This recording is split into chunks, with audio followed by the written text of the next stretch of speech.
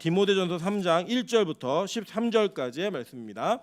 디모데전서 3장 1절부터 13절까지의 말씀, 저와 여러분이 한 절씩 교독하고 마지막 절은 합독하도록 하겠습니다.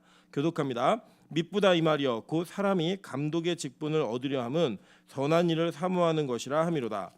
그러므로 감독은 책망할 것이 없으며 한 아내의 남편이 되며 절제하며 신중하며 단정하며 나그네를 대접하며 가르치기를 잘하며 술을 즐기지 아니하며 구타하지 아니하며 오직 관용하며 다투지 아니하며 돈을 사랑하지 아니하며 자기 집을 잘 다스려 자녀들로 모든 공손함으로 복종하게 하는 자라야 할지며 사람이 자기 집을 다스릴 줄을 알지 못하면 어찌 하나님의 교회를 돌보리요. 새로 입교한 자도 말지니 교만하여져서 마귀를 정죄하는 그 정죄에 빠질까 하미요. 또한 외인에게서도 선한 증거를 얻은 자라야 할지니 비방과 마귀의 올무에 빠질까 염려하라. 이와 같이 집사들도 정중하고 일구예언을 하지 아니하고 술에 임박히지 아니하고 더러운 일을 탐하지 아니하고 깨끗한 양심에 믿음의 비밀을 가진 자라야 할지니 이에 이 사람들을 먼저 시험하여 보고 그 후에 책망할 것이 없으면 집사의 직분을 맡게 할 것이요. 여자들도 이와 같이 정숙하고 모함하지 아니하며 절제하며 모든 일에 충성된 자라야 할지니라. 집사들은 한 아내의 남편이 되어 자녀와 자기 집을 잘 다스리는 자일지니 합독합니다. 집사의 직분을 잘한 자들은 아름다운 지위와 그리스도 예수 안에 있는 믿음의 큰 담력을 얻느니라. 아멘. 네, 우리 주변에 있는 분들에게 이렇게 한번 인사드리도록 하겠습니다. 당신 때문에 목요일이 행복합니다. 네, 목요일이 행복한 하루가 될 수 있는 것은 우리 예배가 있고 또 예배 가운데 만날 지체들이 있다는 그 사실이 여러분에게 큰 행복이 되었으면 좋겠습니다. 하나님께서 빛가서 공개를 축복하시고 사랑하시는 은혜 가운데 이 예배가 계속되고 있는 것들을 기뻐하시고 예배를 더 사랑할 수 있는 우리 빛가서 공개 모든 성도 되시기를 주님의 이름으로 축원합니다. 네, 오늘은 디모데전서 3장 1절부터 13절까지의 말씀을 가지고 일꾼의 조건이라는 제목으로 하나님 말씀 증거하도록 하겠습니다. 이 땅에 많은 공동체라고 하는 이런 커뮤니티, 즉 사회적으로 또 정서적으로 이렇게 만나는 모임들이 있습니다. 특별히 이제 세상이 조금 더 이렇게 발달되었죠. 옛날에는 그 친구들 그러면 동네에서 놀이터에서 같이 놀던 친구들 외에는 다른 친구들을 만나는 게 참 힘들었습니다. 그리고 뭐 군대라든지 대학교를 멀리 가서 그 학교에서 만나는 친구들 외에는 대부분 동네 친구들이 주로 이 커뮤니티를 형성했습니다. 근데 요새는 좀 안 그런 것 같아요. 요새는 인터넷이라고 하는 매체가 워낙 발달돼 있어서 인터넷을 근거로 하여서 거기서 뭐 자전거 타고 싶은 사람 그러면 자전거 타고 막 모이고요. 달리기 하고 싶은 사람 달리기 하는 사람 막 모이고요. 살 빼고 싶은 사람 살 빼고 싶은 사람 모여서 전혀 모르는 사람들이 그 모여가지고 만남을 갖고 뭐 이렇게 온라인에서 대화하던 사람들이 모여서 굉장히 많은 이렇게 교류들을 하는 것들을 보게 됩니다. 오늘도 우리 한 집사님이 그 동네 아이를 돌보시는 딸, 손녀죠, 손자를 돌보는 그 아파트에서 중학교 친구 어머니를 만나셨대요. 네, 그래서 이제 대화하다가 중학교 애들을 다 알아가지고 줄줄이 알게 돼서 원래는 친구가 한 사람밖에 없었는데 친구가 엄청 많이 늘어났다라고 자랑하시는 이야기도 들었습니다. 보면 대부분 이 동네 친구들 이렇게 우연히 만나서 이런 것들은 그냥 드문 일이고 요새는 친구들을 찾으려면 만나려면 이제 어떤 커뮤니티를 형성하려면 특정한 목적성을 가지면 됩니다. 저는 이제 예전에는 왜 이렇게 애들을 초등학교 때부터 학원을 보내나 이해를 잘 못했어요. 이해를 잘 못했는데 저희가 진짜 이제 1학년짜리 아이가 생기다 보니까 학원을 보내지 않으면 친구를 만날 수가 없어요. 예, 그래서 같이 가가지고 거기에서 그 학원 안에서 또 만남을 갖고 요새는 또 애들이 달라졌습니다. 옛날에는 뭐 너네 어디 살아 뭐 이런 거 물었는데 요새는 너 폰번호 뭐야? 폰번호 교환하잖아요. 핸드폰으로 교환해서 바로바로 전화를 하는 이런 일들을 또 보게 되는데 그런 게 커뮤니티가 있다는 거예요. 다 목적성이 있어요. 어떤 유의를 즐긴다든지 어떤 특정한 뭐 목표를 갖는다든지 이게 있는데 교회라는 커뮤니티는 좀 특이한 것 같습니다. 이 교회라고 하는 커뮤니티가 제가 볼 때는 이 세상에서 가장 정의하기 힘든 그런 사회적으로 정의하기 힘든 공동체가 아닌가라는 생각이 들어요. 그러니까 목적이라고 하는 것은 분명한데 그 목적은 다 동의가 안 돼요. 예, 무슨 말인지 이해되시죠? 그러니까 세상에다 이런 달리기 모임이다. 그러면 그들의 목표는 뭐예요? 뛰자 해요, 그냥. 예, 오늘은 한강 어디서부터 어디까지 뛴다. 그러면 그 목적성을 가지고 사람들이 이렇게 모이는 거예요. 근데 교회는 이렇게 모여보면 꼭 그러한 특별한 목적성이 있는 것 같지도 않아요. 그런데 연령, 뭐 성별, 뭐 사회적 지위, 뭐 자산 이런 거 다 따져보면 공통됨이 없어요. 동창회도 마찬가지잖아요. 어떤 특정한 학교를 나와야지만 모이는 거고 동문 그래도 다 모이는 건데 이 교회 공동체 그러지 않더라는 거예요. 그래서 모이다 보면은 뭐 별의별 사람들이 다 모입니다. 이상한 목사도 있고 이상한 성도도 있고 뭐 여러 가지 사람들이 다 모여서 자기들 나름대로의 공동체 안에서의 어떤 일들을 감당하기 위해 노력하고 기도하는 모습들이 있다라는 거예요. 뭐 초대교회는 더 심했겠죠. 그때는 이제 신문제도가 있었던 시대이기 때문에 노예도 있고 뭐 평민도 있고 귀족도 있고 심지어는 뭐 그 황제 일가들도 예수를 믿었다는 기록들이 있으니까 여러 가지 사람들이 모여서 각자의 목적성이 무엇인지 정확히 규명하지 않으면 어려운 일들이 있을 수밖에 없었다라는 겁니다. 교회 오늘은 이 본문을 통해서 교회의 목적이 무엇이고 그 목적을 이루기 위해 교회 안에 일꾼들을 세우는데 그 일꾼들의 목적이 무엇인지 또 그 조건이 무엇인지를 통해서 우리가 교회의 일꾼이 되고 그 일꾼된 목표가 이루어지는 진짜 건강하고 좋은 교회 되시기를 주님의 이름으로 축원합니다.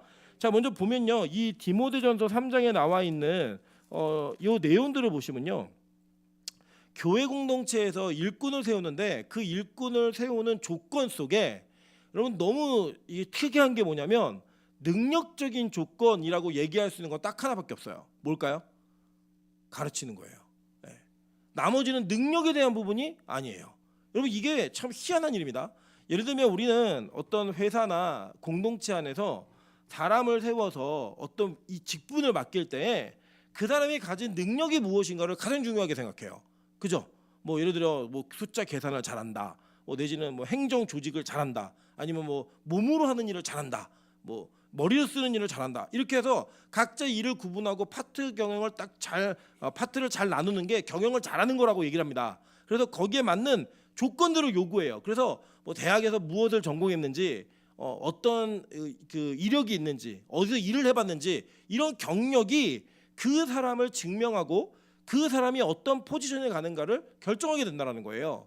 그런데 이 오늘 읽으신 내용들을 보시면 교회 안에서 사람을 세우는 일들은요, 능력적 조건을 얘기하는 건 딱 한 가지였어요. 뭐냐? 가르치는 거예요.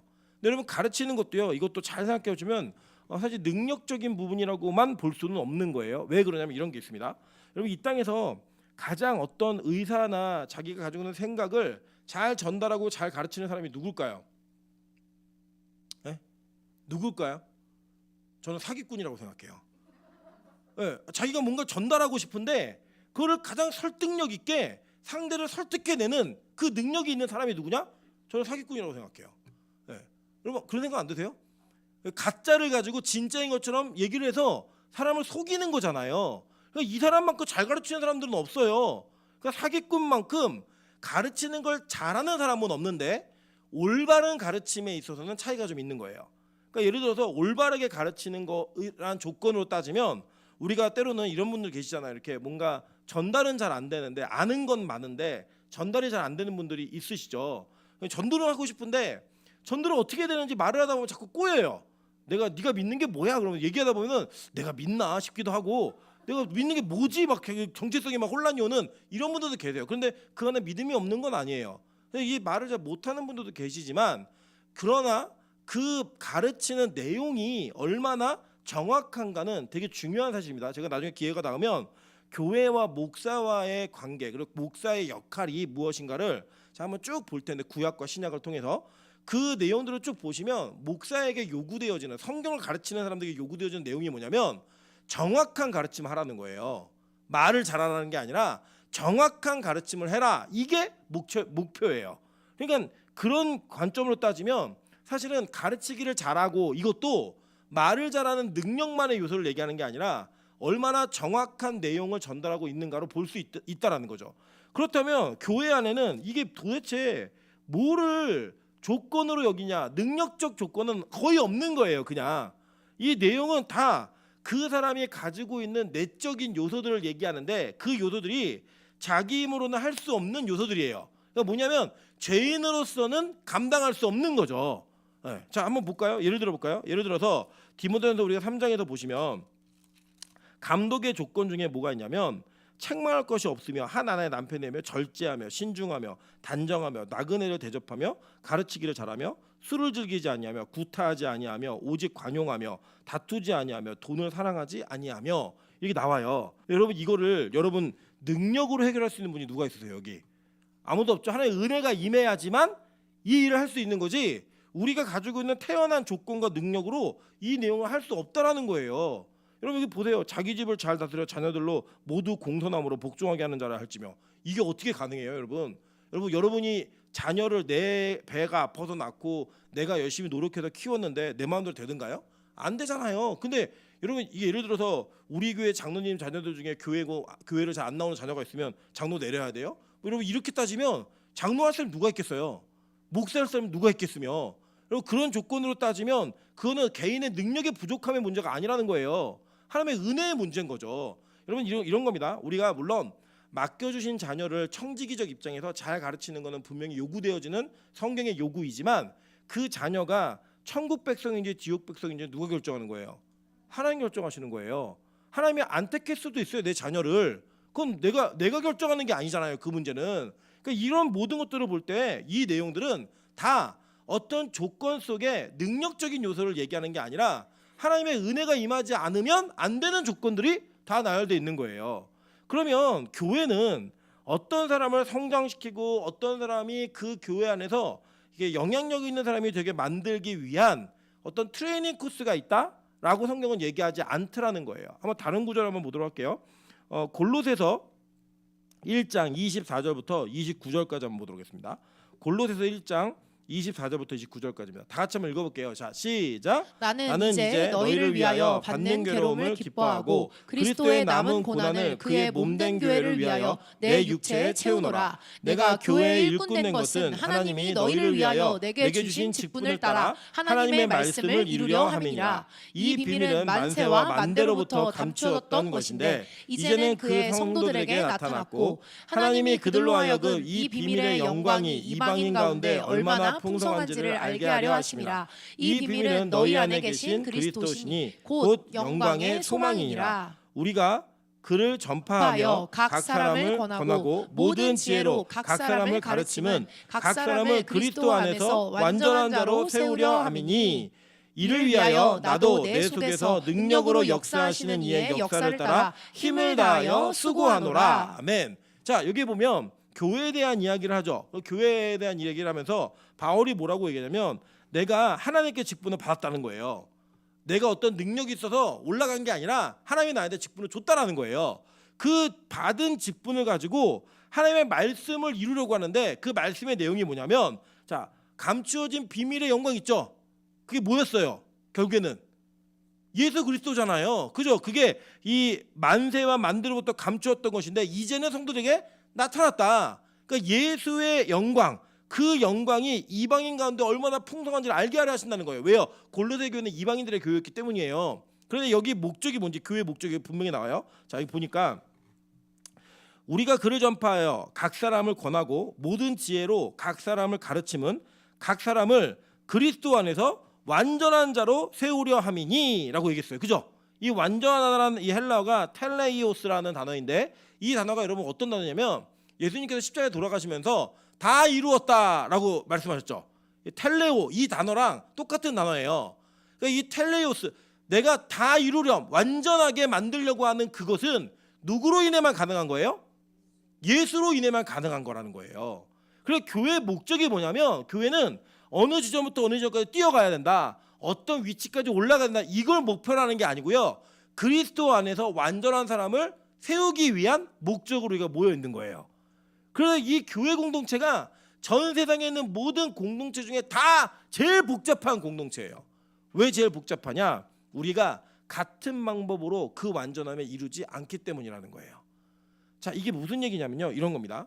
하나님께서 우리를 이끌어 가시고 하나님이 우리를 세워 가시고 하나님 안에서 완전한 자로 다 이루었다라고 하는 그 예수의 그 사역이 우리의 삶 속에 온전하게 드러나게 하기 위해서는요. 하나님이 각자에게 다른 일들을 허락하신다는 거예요. 예를 들면 어떤 사람은 실패와 그 자기 인생의 낙오와 절망을 통해 하나님께서 그를 다듬으세요. 그러니까 아까도 이제 무슨 얘기하다가 막 고집센 아이들 이런 얘기 나왔어요. 왜 고집센 얘기가 나오냐면 우리 하민이가 오늘 그 어린이집에서 장을 봤는데 선생님이 사라는 거 하나도 안 사고 다 자기가 사고 싶은 것만 샀대요. 예, 걔 몇 개월이지? 한 15개월이 선생님이 이거 사 그랬더니 안 산대요. 자기는 내가 원하는 걸 사겠대요. 그걸 다 사와요. 이게 고집이 아니에요. 누구 닮은 거예요? 그렇죠. 아빠 닮은 거예요. 아빠를 닮아갖고 그 고집이 있어요. 그래서 제가 근데 저는 이렇게 얘기했어요. 근데 나는 고집 있는 애가 좋아. 그냥 맨날 눈치 보면서 이렇게 큰 애보다 자기 소신으로 있는 애가 좋아. 그래서 제가 이렇게 얘기했어요. 그 걱정 안 해도 돼. 그 고집은 하나님이 꺾으셔. 그리고 그 고집 안에 꺾으시는 거예요. 그래서 제가 볼 때는 우리 교회에 고집 있는 분들이 이렇게 계시거든요. 저를 포함해서 몇 분이 계세요. 하나님께 맞는 인생을 살아야 돼요. 어쩔 수 없어요. 그거는. 그래야 꺾여요. 왜냐? 그만큼 우리가 하나님 앞에서도 내 고집이 너무 강한 사람이기 때문에 여러분 제가 얼마나 많은 고난을 겪었는지 나중에 이제 우리 더 가까워지면 풀 내용들이 있겠지만 진짜 이 고집 때문에 맞은 것들을 이렇게 세보면 기억을 해보면 내가 왜 그랬지? 왜 그런 미친 짓을 했지? 이런 생각이 들 정도예요. 너무 고집을 많이 부려서 진짜 인생에 많이 맞아가지고 저는 저희 두 아이를 키우면서 되게 신기한 게 찬수는 매를 많이 안 맞고 클 것 같아요. 매를 든다는 이야기만 해도 걔는 빌어요. 일단 찬이는 매를 들고 와도 끄떡 없어요. 얘는 매를 들고 와도 끄떡 없어요. 그냥 그리고 매를 맞으면서도 걔는 자기 거 포기 안 해요.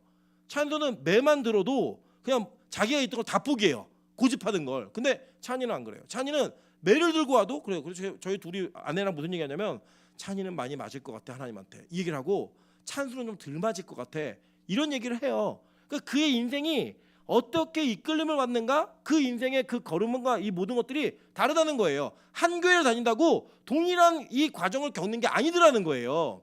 여러분 우리도 그렇잖아요. 하나님이 어떤 사람을 보면 인생의 어떤 축복과 좋은 일이 풀리는 것 이런 걸 통해서 그 사람을 만들어 가시는 사람도 있어요. 반면에 실패하고 잘못되는 걸 이를 통해서 만들어 가시는 것도 있다고요. 교회는 마찬가지예요. 그런 사람들이 모여있기 때문에 교회 공동체는요 항상 어떠한 특정한 효율성과 효과적인 부분만을 바라보며 갈 수가 없어요. 때로는 우리 교회가 실패할 수도 있을 거예요. 뭔가 우리 교회가 마음을 먹고 으쌰으쌰해서 추진했는데 안 되는 일이 있을까 없을까요? 있겠죠. 그걸 통해서 우리 교회는 이렇게 가는 게 아니구나라는 걸 배우면 그게 성공이라는 거예요. 여러분 제가 가끔 이제 우리 청년들을 많이 접하다 보니까 이런 얘기를 해요. 청년들이 특히 기독교 청년들, 믿음이 좋은 청년들이요. 연애를 시작할 때 상당히 오랜 시간 동안 기도하고 말씀을 보면서 하나님의 응답이라고 출발할 때가 되게 많아요. 그런데 이제 그 친구들이 겪는 그 아픔과 힘든 실패의 감정이 뭐냐면 그 연애가 깨어질 때예요. 그러니까 이런 거예요. 자기는 기도하고 말씀을 듣고 확신해서 시작을 했는데 이게 깨졌다는 거예요. 그래서 뭐라고 했냐면 자기는 연애에 실패했다고 얘기를 해요. 그때만 제가 그걸 수정을 해줘요. 어떻게 수정해 주냐면 야 연애의 목적은 성공이 아니야. 그러니까 결혼이 아니야. 연애의 목적은 성장이야 라고 얘기해 주면요 많은 자매들이 울어요. 지금은 이게 별로 감동적이지 않은데 실패한 아이들한테는 너무 큰 위로가 되는 거예요. 그게 왜 위로가 되냐면 이런 겁니다. 여러분 어떤 사람이 한 여자를 만나 결혼을 하고 한 여자가 한 남자를 만나 결혼하기 위해서 그 준비되어지는 과정이 있거든요. 그 과정 속에 어떤 사람과 결혼하지 못할 사람과의 연애를 통해서 실패를 하고 나면 나랑 맞는 사람이 누구인지를 알 수도 있고요. 내가 부족한 부분이 무엇인지도 알 수가 있어요. 그래서 헤어질 때 좋게 헤어지는 건 없어요. 다 싸우면서 헤어지고 나쁘게 헤어져요. 너 이것 때문에 헤어지는 거야. 뭐 너 이런 거 마음에 안 들어? 이런 얘기 서로 막 주고받아요. 상처를. 돌아서서 곱씹어 보면 내 부족함과 내가 견딜 수 있는 사람이 누구인지 나랑 잘 맞는 사람이 누구인지를 알 수 있는 성장이 이루어져요. 그런 성장이 연속 되어지다가 어느 특정한 시기가 되면 그 성장 끝에 맺는 결혼의 관계가 이루어지는 거예요. 그 연애의 목적은 뭐냐면 성장이에요. 뭘 위한 성장이냐? 하나님이 예비해 놓으신 나의 배필을 만나기 위한 성장. 그런 관점을 가지면 실패한 연애라는 단어가 맞는 단어예요? 틀린 단어예요? 틀린 단어죠. 잘못된 단어예요. 실패는 없어요. 그리스도 안에서 예수 안에서 우리는 목적이 뭐냐면 하나님의 완전함으로 우리를 만들어 가시는 그 과정 속에 우리가 있는 거라고요. 여러분 세상과 교회가 다른 점이 뭐냐면 이런 겁니다. 세상은 그 사람이 무슨 업적을 남겼는가를 기억을 해요. 그렇잖아요. 뭐 세종대왕이 무슨 업적을 남겼는가, 이순신이 무슨 업적을 남겼는가 이런 걸 다 기록을 합니다. 그리고 그걸 가지고 그 사람을 훌륭한 사람이라고 얘기를 해요. 여러분 이게 교회 안에 들어오면 어떤 잘못된 일이 생기는 줄 아세요? 대형 교회만 업적이 있는 거예요. 성전 건축한 교회, 10,000명을 만든 교회, 5,000명 만든 교회, 얼마의 헌금을 모아서 얼마짜리 건축한 교회, 이러한 보여지는 것들에만 집중하게 돼 있다는 거예요. 여러분 그런데 한번 잘 생각해 보세요. 초대교회 성경에 초대교회에 대해 기록하면서 건물을 기록한 내용이 어디 있어요? 하나도 없죠. 하나도 없어요. 초대교회 건물을 중심으로 기록한 내용이 없어요. 복음은 뭐만 남겼냐면 교회라고 하는 본질이 건축물이나 눈에 보이는 업적이 아니라 하나님 앞에 만들어져서 완성되어진 사람들을 교회라고 얘기했다고요. 교회는 그게 목적인 거예요. 그래서 여러분에는 실패와 좌절과 어려움이 있고 행복한 일이 있고 좋은 일이 있지만 그 모든 일은 다 뭐와 연결되느냐? 하나님께서 우리를 온전하게 이루어 가시는 그 완전함 속에 있는 하나하나의 요소인 거예요. 때로 우리가 지칠까봐 하나님 좋은 일로 더 복음으로 달려가게 하시고, 때로 너무 교만할까봐 우리를 꺾어버려서 그 꺾인 것 가운데 진짜 내 모습을 발견하게 하시는 거예요. 오늘도 보세요. 바울이 뭐라고 얘기하냐면, 자 28절 29절 보세요. 29절. 이를 위하여 나도 내 속에서 능력으로 역사하시는 이의 역사를 따라 힘을 다하여 수고하노라 라고 얘기해요. 그러니까 바울이 뭐라고 얘기하는 거냐면, 지금 이렇게 내가 너희를 위해 사역하는 일조차도 내 안에서 역사하시는 성령, 그 성령의 능력이 동원이 되어서 그걸로 출발한다는 거예요. 그리고 나는 그 나를 이끄시는 성령을 따라가는 노력만 하는 거지 내 열심과 내 수고로 무언가를 이루어내는 게 아니라는 본질적 교회의 이 정체성이 무엇인지 설명해주고 있는 거예요. 여러분 이게 뭐냐? 제가 오늘 왜 일꾼의 조건이라고 했냐면, 바로 교회 일꾼은 이런 조건이 있는 사람이 일꾼이라고 불려지는 겁니다. 여러분 내가 무엇을 하는 게 아니라 하나님이 나를 이끄심을 따라 그 수고에 맞는 열심을 갖는 자들, 이게 순종하는 자들인 거예요. 직분은 왜 주셨냐? 그 직분은 우리에게 목사라는, 장로라는, 권사라는, 집사라는, 성도라는 직분을 주신 이유는 뭐냐면, 그 만들어가는 과정 속에 필요한 일들을 감당하게 하시기 위해 그 일을 맡기셨다라는 거예요. 그래서 그 일을 감당하는데 누구 힘으로 한다? 내 안에 일하는 성령의 힘을 따라 내가 그걸 따라가는 거예요. 한번 볼까요? 에베소서 4장 11절과 12절 보겠습니다. 에베소서 4장 11절 12절 다 같이 읽겠습니다. 시작. 그가 어떤 사람은 사도로, 어떤 사람은 선지자로, 어떤 사람은 복음을 전하는 자로, 어떤 사람은 목사와 교사로 삼으셨으니 이는 성도를 온전하게 하여 봉사의 일을 하게 하며 그리스도의 몸을 세우려 하심이라 라고 얘기해요. 그죠? 직분의 목적이 뭐냐면 우리가 성도가 어떻게 돼요? 온전하게 되어서, 그죠? 봉사의 일을 하게 하며 그리스도의 몸을 세우려 하심이라 라고 얘기하는 거예요. 여러분 근데 이 한국교회가 이 직분을 계급화시켜 버렸어요. 여러분 이제 한국교회 장로교가 왜 우리 한국에 부흥했는가? 여러분 놀라운 사실 중에 하나는 전 세계에서 장로교가 가장 큰 나라가 대한민국이에요. 예, 물론 미국은 그 인원 전체로 따지면 한국보다 훨씬 많죠. 인구가 많으니까. 그런데 퍼센테이지로 따지면 한국처럼 장로교가 큰 이 나라는 없어요. 우리나라가 최고예요. 전 세계에서. 근데 왜 그런 일이 벌어졌냐면, 우리 구한말에 복음이 우리나라에 들어왔잖아요. 근데 그때 사회가 가지고 있던 시스템과 장로교 시스템이 너무 잘 맞았어요. 왜냐 그때는 4대, 3대 이렇게 모여서 살았어요. 한 집에. 그래서 할아버지가 결정하는 게 그 집안의 뜻이었어요. 할아버지가 뭘 결정하면 그 집안은 다 그렇게 가는 거예요. 그냥. 그래서 어른들을 공경했고, 어른들에 대한 이 장유유서, 이런 나이 드신 분들에 대한 그 존중하는 문화가 있었다고요. 그 문화가 교회 안에 장로제도하고 너무 딱 맞았던 거예요. 그래서 이게 딱 결부가 되었는데, 좋은 것도 있지만 안 좋은 게 뭐냐? 이 옛날에 그 한국 사회에서의 그 가부장 문화는 계급이었어요. 아버지가 돌아가셔야 장남이 그 위치를 차지했고, 시어머니가 광 열쇠를 넘겨줘야 며느리가 힘을 가졌다고요. 그 집안의 힘이었습니다. 근데 그게 잘못되어진 관념까지도 장로교 안으로 들어와 버린 거예요. 그리고 원래 이 교회 안에서의 직분은 계급이 아니고 내가 그 위치에 맞는, 직분에 맞는 섬김을 통해 그리스도 안에서 온전하게 되는 게 목표인데, 그게 잘못 이해가 되어서 장로 아래 안수 집사, 집사 아래 뭐 집사 아래 성도, 뭐 이런 식의 어떤 계급화된 문화가 생겨버린 거예요. 여러분 교육자들도 마찬가지예요. 되게 웃긴 게 뭐냐면요, 여러분 이런 겁니다. 예를 들어서 하나님이 우리 민하연 전사님을 평생을 아동사역자로 부르셨으면 아동 사역을 계속하는 게 복이잖아요. 그런데 우리 한국교회는 어떻게 되냐면 전도사 초년은 무조건 아동 사역이에요. 조금 경력이 쌓이면 중고등부, 조금 더 실력이 보이는 것 같으면 청년부. 그래서 이게 올라가는 걸 승진으로 여겨요. 그래서 평생 목사인데 아동부 사역만 하고 있으면 사람들이 뭐라고 인식하냐면 아유 능력 없는 애네 이렇게 인식을 해버린다고요. 그게 바로 교회 안에 들어온 잘못된 문화예요. 이게 계급화 시켜버린 거예요. 여러분 저는요 예를 들어서 우리 민하은 전사님이 평생을 어린이 사역을 해야 되는 사역자를 하나 부르셨다는 확신이 생기잖아요. 그러면 저는 전임을 쓰더라도 우리 교회에 어린이 사역자의 전임을 쓸 거예요. 그게 맞는 거죠. 그래서 그 사람이 자기 부르심 받은 사명에 맞추어서 평생 하나님께 드릴 수 있게 만들어주는 그런 문화가 생기는 게 맞아요. 여러분 제 친구들이 요새 어떤 고충들이 있냐면 이제 40대 중반을 넘어서고 나니까요. 이제 요 5년 사이에 담임이 못 되면 목회를 그만둬야 되는 상황이 생겨요. 뭐냐면 한국 교회는 부교육제로 은퇴할 수 있는 문화가 안 만들어져 있어요. 담임이 되지 않으면 낙오되는 거예요.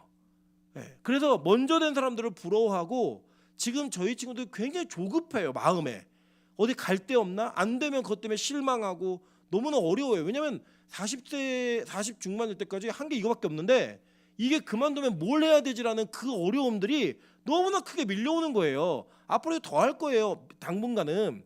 지금은 이제 한 20년 뒤에는요 이제 사람이 없어가지고 은퇴를 못 한다는 얘기가 있어요. 지금은 어쨌든 이 교육자보다 교회가 너무 적어요. 근데 여러분 만약에 한국 교회가 어떤 사람이 부목사로 은퇴할 수 있는 그런 문화를 만들어 놓으면 여러분 이런 일이 없거든요. 근데 한국 교회는 마이크 잡고 담임이 돼야지만 되고 안 되면 무능한 사람으로 성도들이 여기고 본인 스스로도 그렇게 생각을 해요. 이게 뭐냐? 잘못된 거예요. 하나님의 직분을 맡기실 때 모두를 다 리더로 부르지 않으셨어요. 제가 보면 평생 서브 사역을 하면서 행복할 수 있는 사람이 있다고요. 그러면 우리 만약에 예를 들어서 우리 교회에 평생 부교육자로만 살아도 괜찮은 은사가 있고 우리 교회도 그 교육자를 만족하잖아요. 저는 우리 빛가서공교회가 부교육자로 은퇴할 수 있는 그런 문화를 만들었으면 좋겠다는 생각은 있어요. 그게 그렇게 있으면 문제가 안 생기는 건데 그런 문제들이 생기더라는 거예요. 여러분 직분은요 계급 아닙니다. 일꾼은 하나님의 일꾼은 그 일꾼 자체가 네가 열심히 해야 교회가 든든히 서가 이게 아니에요. 우리를 만들기 위한 하나님의 방법으로 맡겨주신 거라고요. 예를 들어 우리 민하영 전사님은 전도사 아니었으면 주일 많이 빼져먹었을 거예요. 네, 힘들면 안 가고 놀러 간다고 안 가고 막 이랬을 거예요. 네, 마찬가지예요. 임철 목사도 만약에 제가 목사로 부르심을 안 받았으면 저는 이렇게 하나님 말씀을 열심히 보지 않았을 거예요. 그런데 하나님이 저를 말씀을 열심히 연구하고 보게 하는 사람으로 만드시기 위해 저에게 목사라는 직분을 맡기신 거예요. 민하영 전사님이 아이들을 사랑하고 열심히 굳은 일을 몸으로 봉사하고 섬기는 일을 정말 잘하게 하기 위해 하나님이 전도사라는 직분을 그냥 맡기신 거예요. 우리 민영 간사가 간사가 아니면은 맨날 불평만 하고 자기 쉬는 시간 확보하고 막 이럴까봐 하나님이 그를 부르신 거예요. 그럼 여러분 장로 권사로 부름 받은 게 여러분이 대단해서예요? 아니면 하나님께서 여러분을 만드시기 위해 그걸 맡기신 거예요? 만드시기 위해 맡기신 거라는 거예요. 그걸 인정하면 우리가 힘을 주고 뭐 권세를 부리고 이럴 게 어디 있어요? 여러분 그런 거 필요 없다는 거예요. 다만 내가 이 직분을 통해 하나님 앞에 어떻게 만들어져야 될 것인가 그걸 고민하는 거예요. 저는 솔직히 말씀드리면 저 목사 아니었으면 매일 예배 안 드렸어요. 저 여러분 정말 대단하다고 생각합니다. 저는 목사가 아니었으면 전 매일 예배 안 드렸어요. 근데 여러분 이 매일 예배 특히 이 목요일 날 좀 쉬고도 싶은데 그 교회를 꾸역꾸역 오시니까 제가 예배를 없앨 수가 없잖아요. 혼자 있어야 이제 우리 교회는 예배가 아닌가 보다 없애는데 계속 오시니까 드리는 거예요. 여러분 그거를 하나님이 아시고 저를 목사로 부르신 거예요.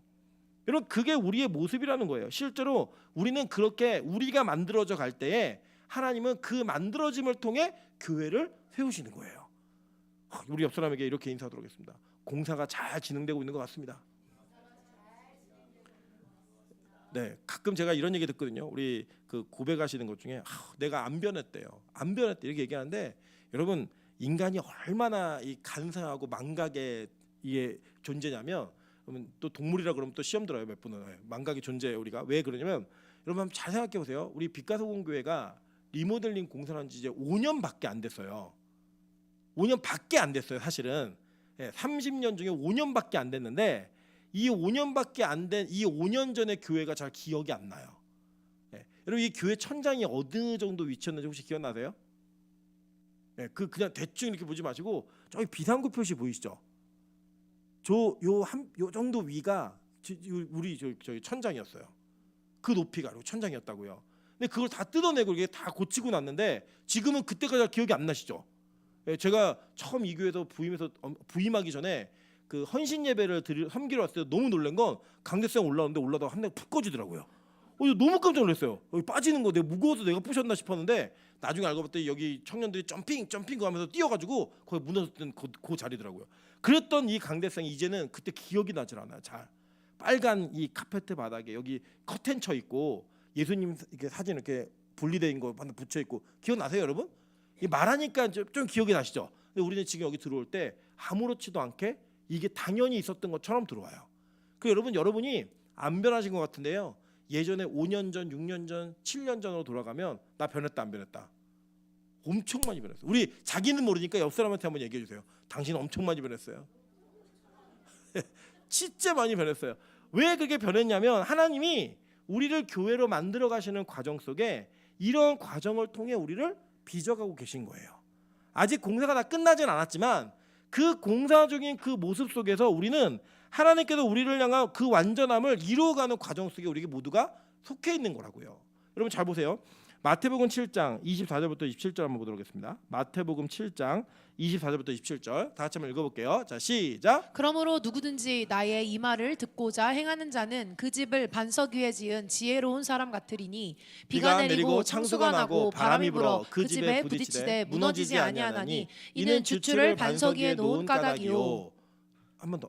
나의 이 말을 듣고 행하지 아니하는 자는 그 집을 모래 위에 지은 어리석은 사람 같으리니 비가 내리고 창수가 나고 바람이 불어 그 집에 부딪힘에 무너져 그 무너짐이 심하니라. 여러분 이 이야기가 바로 전의 이야기가 무슨 이야기냐면 주여 주여 하는 자마다 천국까지 앉는다 이 얘기예요. 그랬더니 예수님 우리가요 선지자 노릇하고 귀신도 내어쫓고 큰 일을 행했는데 우리 천국 못 가요?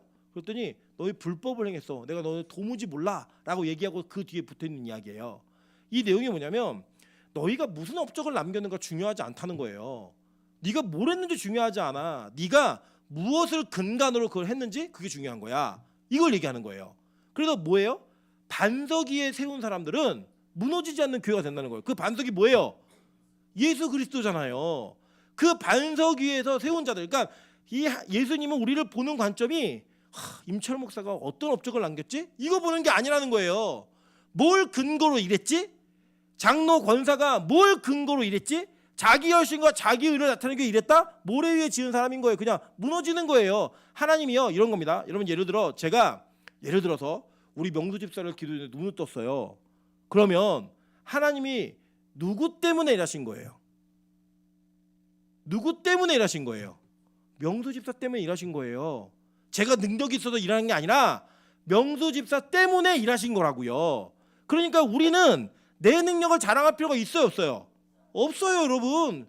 여러분 한번 생각해 보세요. 바울이 손수건과 그림자만 닿아도 병이 났고 막 이랬잖아요. 그죠? 근데 자기 눈은 못 고쳤어요. 자기는 사단에 가신 뭐 안질인지 간질인지 뭘 정확히 모르지만 답은 눈이라고 얘기하니까 못 고쳤다고요. 3번이나 기도했는데 하나님이 안 고쳐줬어요. 계획이 없으면 아무리 능력 있는 자가 춤을 추면 안서 기도해도 고쳐진다 안 고쳐진다? 안 고쳐져요. 그러면 그 사람에게 나타난 업적은 다 누구 때문에 일하는 거예요?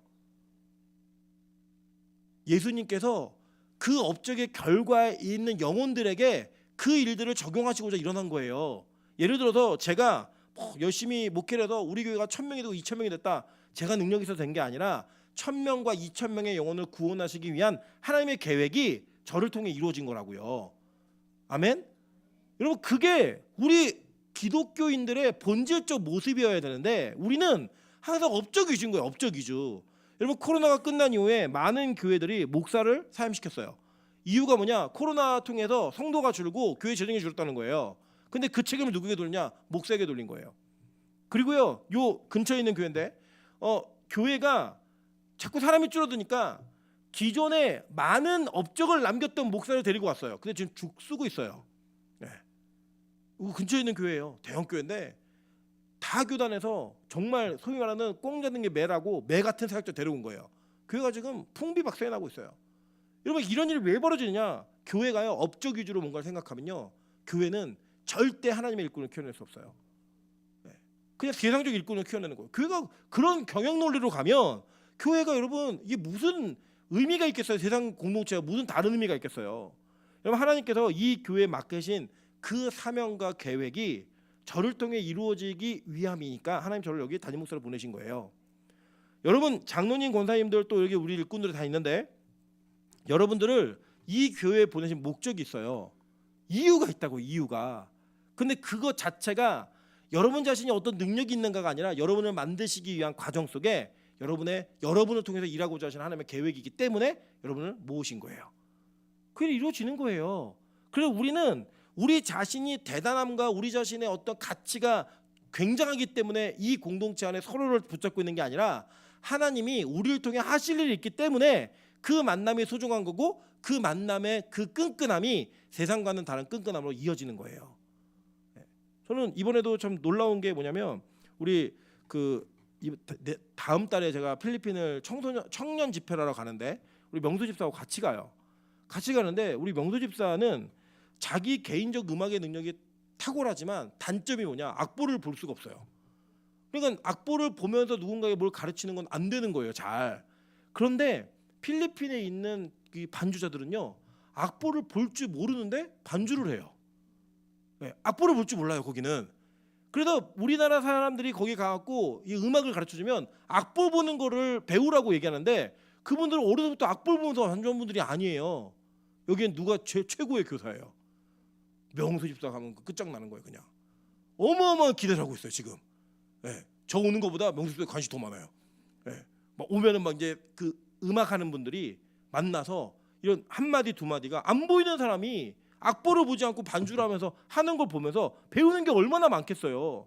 여러분 그렇게 하나님은 그 각자의 소견에 옳은 대로 행하는 그 우리의 잘못됨들을 다 수정해 가지고 각자의 직분에 맞는 일들을 감당하시게 하기 위해 교회라는 공동체를 모아 놓으신 거예요. 그래서 선악과 따먹어서 지 맘대로 살았던 우리들을 다 끌어다가 하나님 마음대로 만드시는 거예요. 그 명수집사가 뭐 이 반주 능력으로만 따지면 우리 교회에 있을 그릇은 아니죠.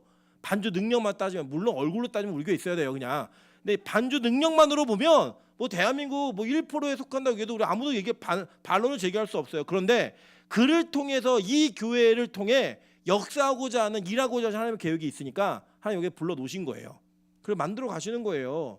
예전 같았으면 저 안 데려가요. 자기 퍼포먼스 자랑하고 연주 실력 자랑하고 안 데려가요 절대. 그러나 하나님의 은혜 가운데 믿음으로 만들어져가는 그 모습이 때가 되니까 자기가 원하지 않아도 열어 가시는 거예요. 여러분 그게 바로 교회가 하나님께 쓰임 받으며 가는 일꾼들의 모습이고 그 일꾼들은 그걸 따라 순종하면 되는 거예요. 아 이게 내 건가? 내가 해야 되나? 이게 아니라 열렸으면 하는 거예요 그냥. 여러분 우리 교회차 가지고 운전자가 없어서 놀고 있거든요. 그럼 마음에 무슨 불이 붙으셔야 돼요? 면허를 따야겠다. 나는 못해요 이렇게 생각하지 마시고 면허를 따야겠다. 여러분 그게 여러분은 못하죠. 누구나 하시겠어요? 하나님이 하시는 거예요. 또 혹시 알아요? 우리 미남조사 하다가 막 자기 재능을 발견하고 카레이스로 막 전향해가지고 막 다닐 수도 있고요. 몰라요. 우리는 하나님의 우리 인생을 어떻게 이끌어 가시는 우리는 아무도 모른다는 거예요. 여러분 그래서 우리는요 우리가 의도하고 계획해서 뭔가 하는 게 아니에요. 한번 성경을 볼까요? 마태복음 25장 누가복음 10장부터 한번 볼까요? 누가복음 10장 7절부터 10절입니다. 누가복음 17장 죄송해요. 17장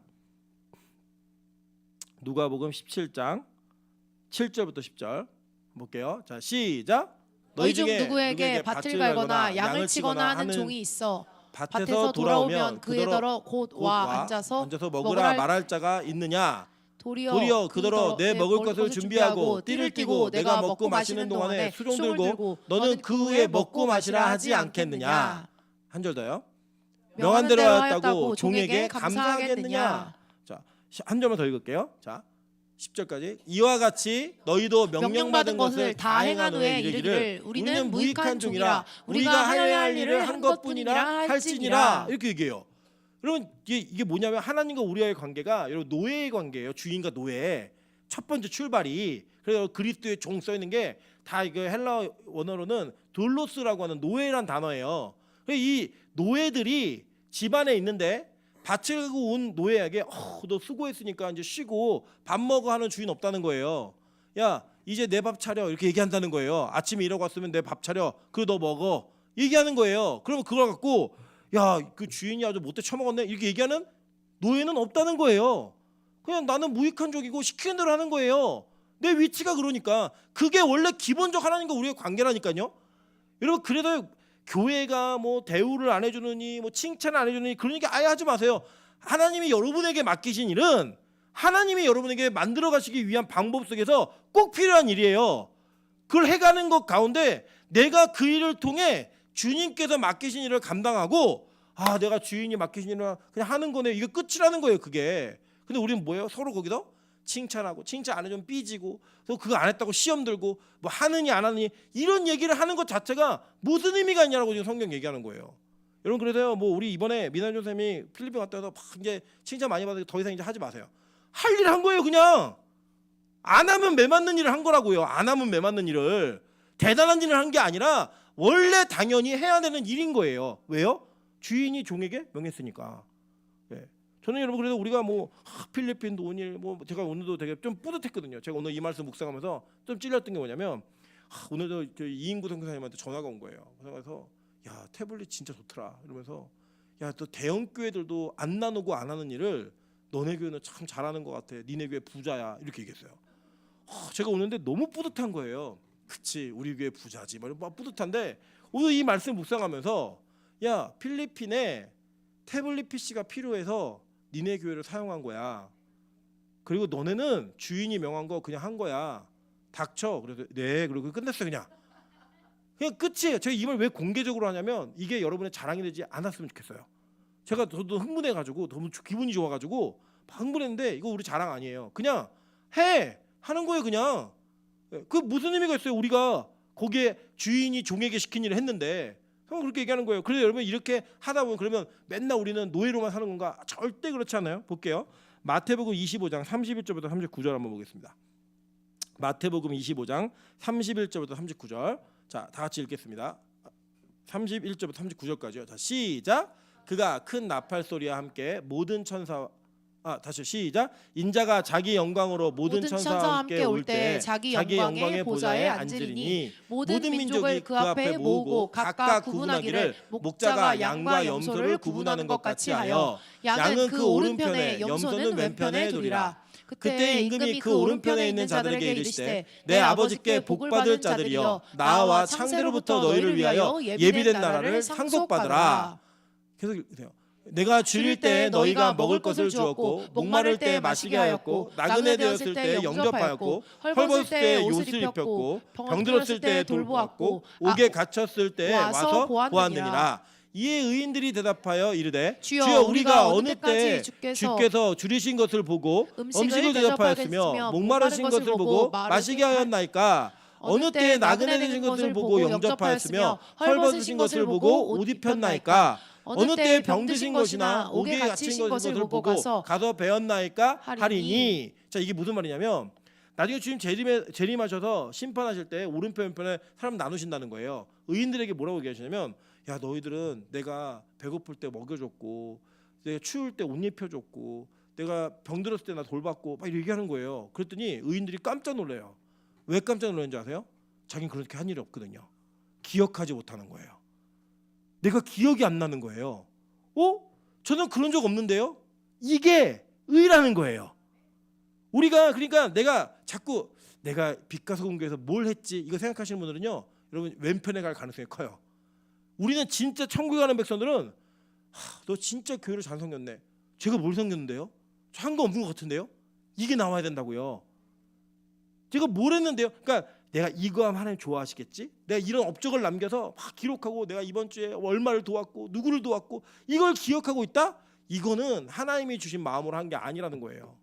자기 의로 한 거예요. 자기 의로. 근데 진짜 하나님 백성들은 하나님께서 성령께서 우리 마음을 감동시키셔가지고 나도 모르는 행동을 해요.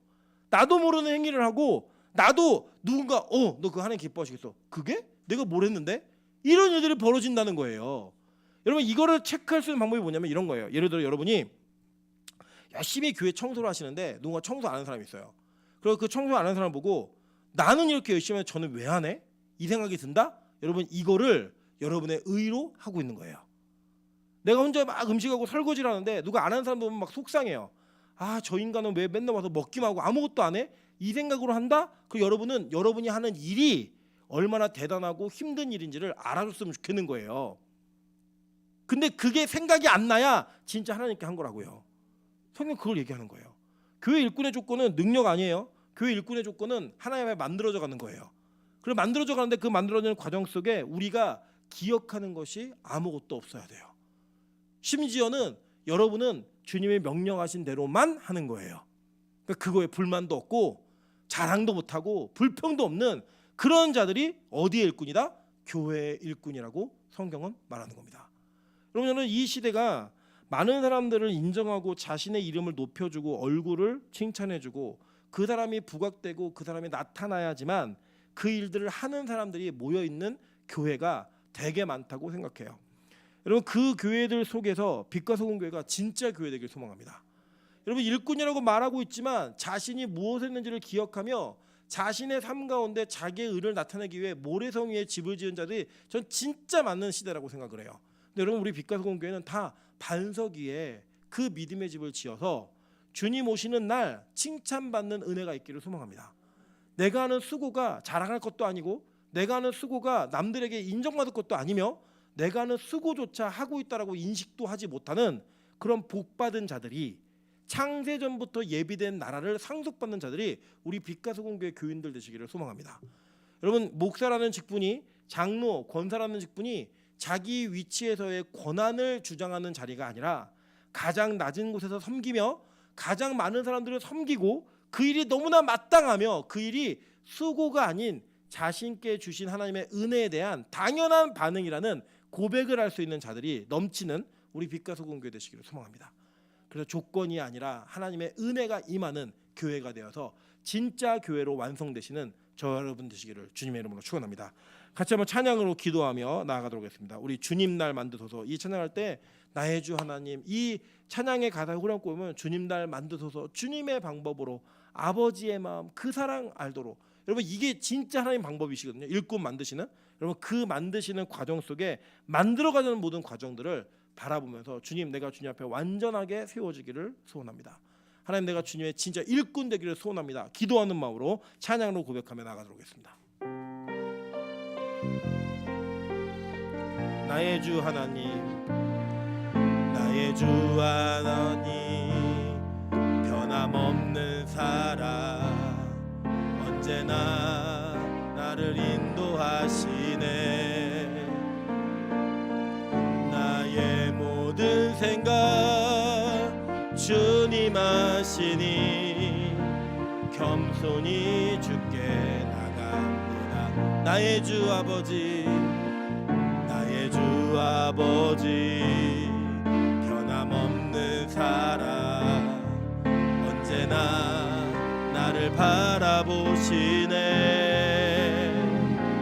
연약한 나의 모습 있는 그대로 주 앞에 나 엎드립니다